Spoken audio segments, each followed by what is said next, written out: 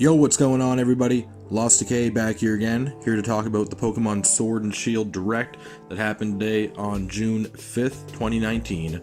So let's get right to it. So this Direct opened up with a brand new trailer showcasing a lot of stuff that they'll be talking about in the Direct. A lot of nice new footage. The game's looking really crisp overall.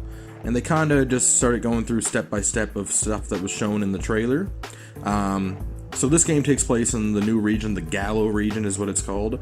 I must have heard that word at least 50 times during this whole Direct. They're really emphasizing the whole Gallo region, the new area, right? One of the coolest things, and probably the coolest thing that I took out of this Direct, is that there's still going to be wild Pokemon out in the wild, in this new place called the Wild Area, which is in between the cities, where you can actually see wild Pokemon roaming around on their own freely.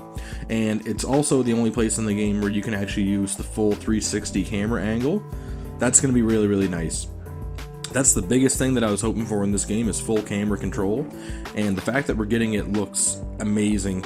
It honestly, it kind of reminds me of the Breath of the Wild of Pokemon, just because the world looks really big. I hope it's not deceiving, because based on the trailer, it looks like this wild area, or the wild areas, if there's more than one in between the cities, they look really big overall. Like they showed desert, forests, field, mountain, big lakes and whatnot, all kinds of different areas. So that's going to be really nice. They showed a handful of new Pokemon. I think maybe they probably showed more than what I can count, but I counted like 5, including the 2 new legendaries that they actually showed their names for. So that's good stuff overall. They probably want to save quite a few of the Pokemon for when the game comes out to discover on our own. They also showed the new Dynamax Pokemon. So the Dynamax Pokemon is basically where the Pokemon can grow giant. They have way more power, way more energy than what they have when they're in their normal state. They never got into detail, I don't think at least, of how to turn your Pokemon into Dynamax Pokemon, but once they are in Dynamax form, they can only use 3 moves and then they switch back to normal. So you're going to have to be strategic with how you're using your Dynamax Pokemon, maybe save them for when you're fighting another Dynamax Pokemon. Going to be really interesting stuff overall. Raid battles too. They talked about that, and how you're going to be able to team up with people online and do raid battles against the big Dynamax Pokemon to defeat them. Now this is awesome.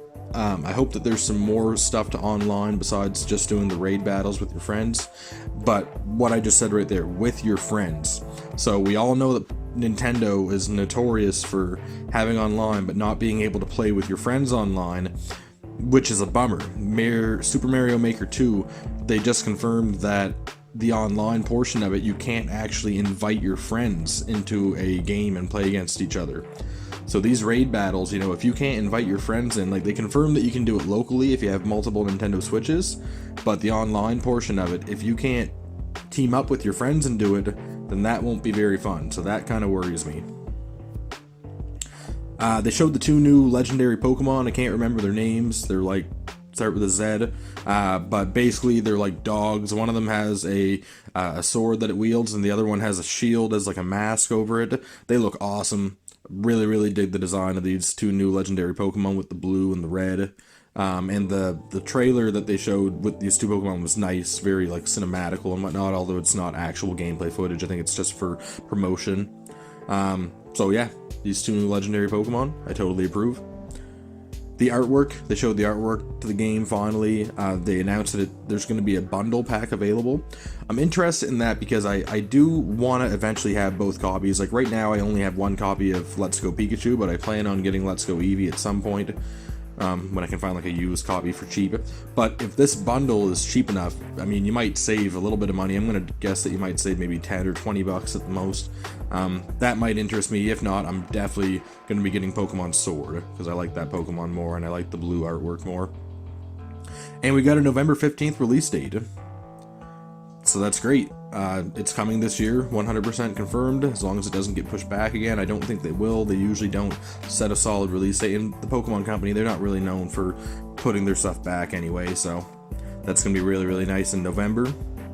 And that pretty well covers it for the Pokemon Direct, guys. Great news overall. Let me know your thoughts in the comments, what you think of it. I'm going to be covering this game a little bit more once we have some more detail, but I just wanted to give a quick overview of my thoughts. I think it all looks great. The raid battles, they worry me a little bit, but overall, that's pretty well it. You know, I'm sure there's going to be lots more to the game besides what we saw in this, but that will be saved for probably another Direct after E3.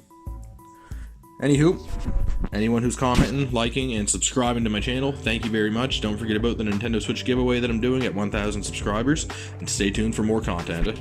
Thanks, guys. Talk to you later.